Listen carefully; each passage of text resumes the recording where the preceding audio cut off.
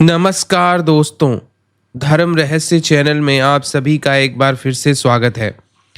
रतिप्रिया यक्षिणी की तंत्र रहस्य कथा में अब हम लोग आगे बढ़ते हैं और जानते हैं कि क्या होता है।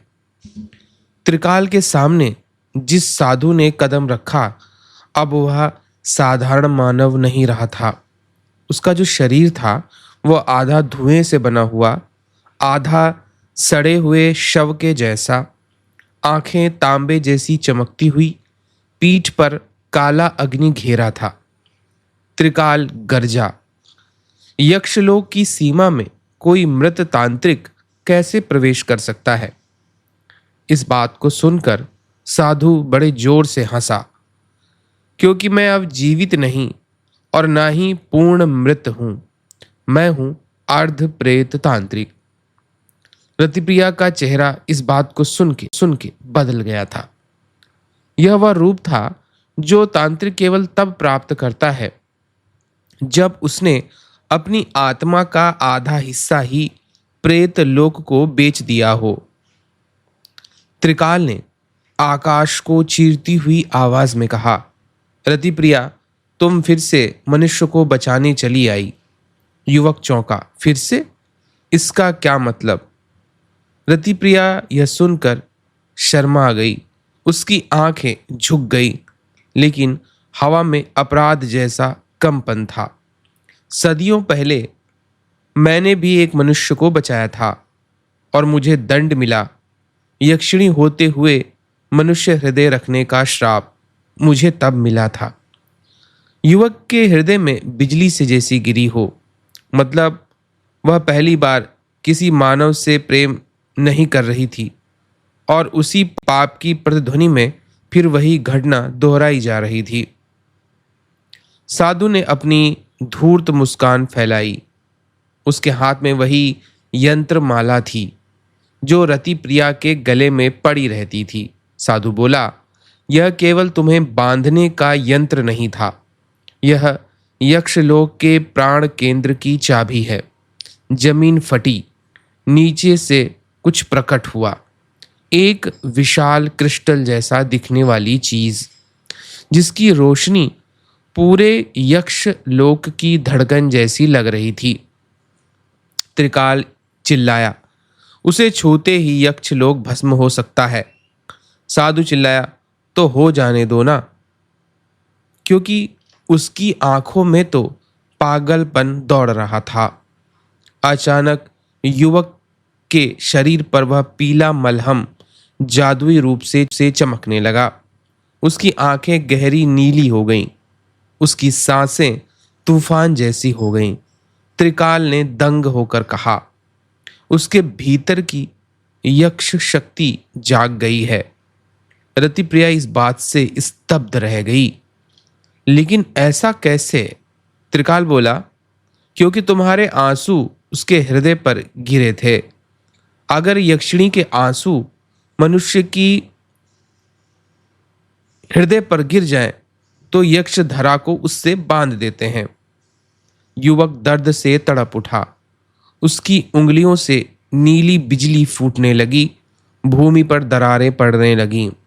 अचानक से यह देखकर त्रिकाल भी चुप हो गया था। उसकी आंखें फैल गई थीं।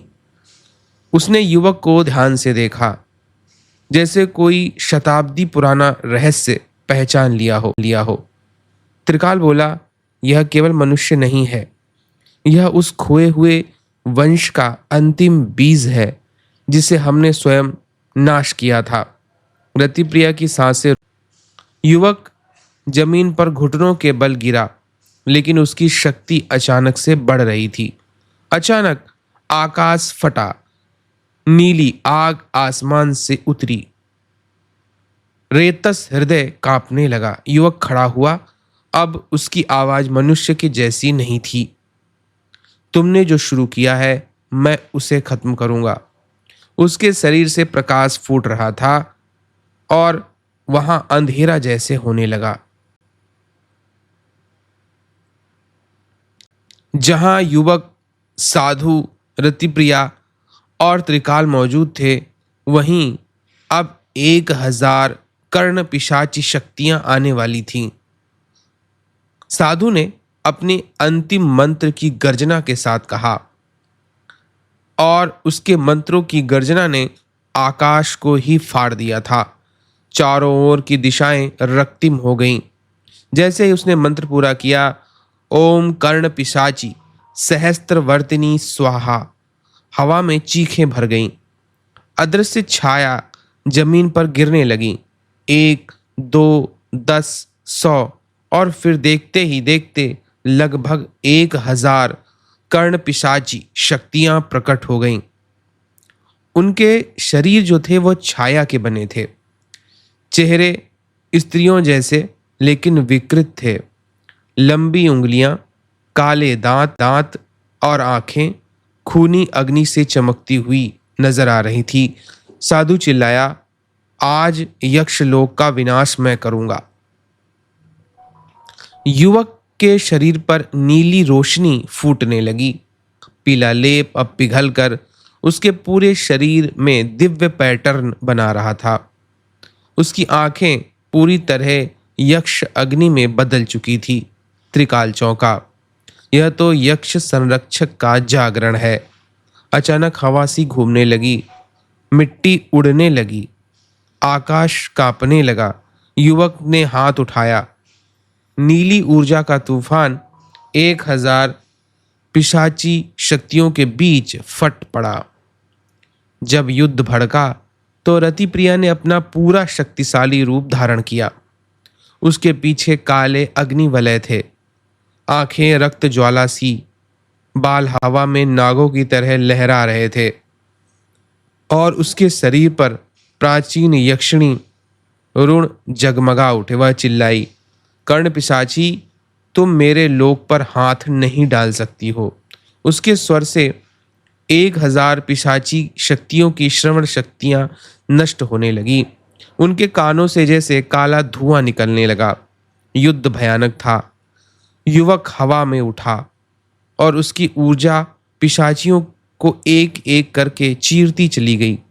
रतिप्रिया की अग्नियां 10-10 पिशाची शक्तियों को भस्म कर रही थी। त्रिकाल ने हवा में त्रिशूल उठाया और उसके वार से धरती फट रही थी, लेकिन पिशाची बहुत अधिक संख्या में थीं। वे तीनों को घेरने लगी। यह देख साधु दूर से खड़ा होकर मुस्कुराने लगा। जब युद्ध जारी था, साधु ने अचानक रतिप्रिया की ओर हाथ बढ़ाया। यंत्र माला चमकी और रतिप्रिया चीखते हुए हवा में जैसे कैद हो गई। युवक चिल्लाया, रतिप्रिया। साधु बोला, यक्षलोक को बचाना है तो उसे भूल जाओ। रतिप्रिया सिर्फ मेरी होगी। युवक का क्रोध पहाड़ों को तोड़ने जैसा भयंकर हो गया। उसके पूरे शरीर से नीली बिजली फूटने लगी। त्रिकाल आगे बढ़ा। उसके स्वर में आकाश जैसा कंपन था। साधु, तूने यक्षलोक की मर्यादा भंग की है। दंड मृत्यु भी नहीं बल्कि अस्तित्व विस्मरण होगा।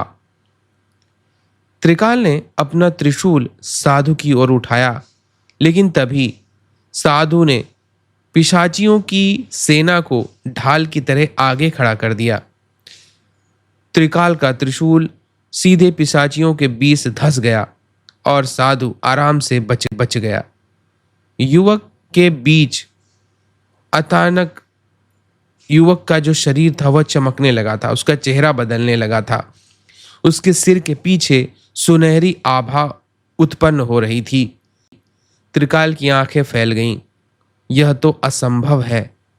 रतिप्रिया भी अचंभित थी। तुम मानव नहीं हो? त्रिकाल कांपते हुए बोला। युवक, तुम यक्षराज वंश के अंतिम उत्तराधिकारी हो। यह वही अंश जिसे युगों पहले दुष्ट तांत्रिकों ने नष्ट किया था।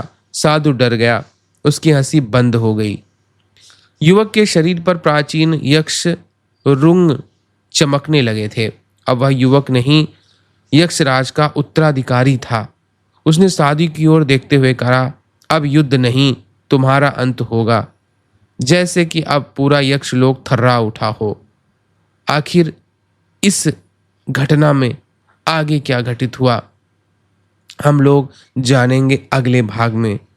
यह कहानी एक ऐसी घटना को दर्शाती है जो पृथ्वी के पार यक्षलोक पर और इस दुनिया के मनुष्य से जुड़ी हुई है।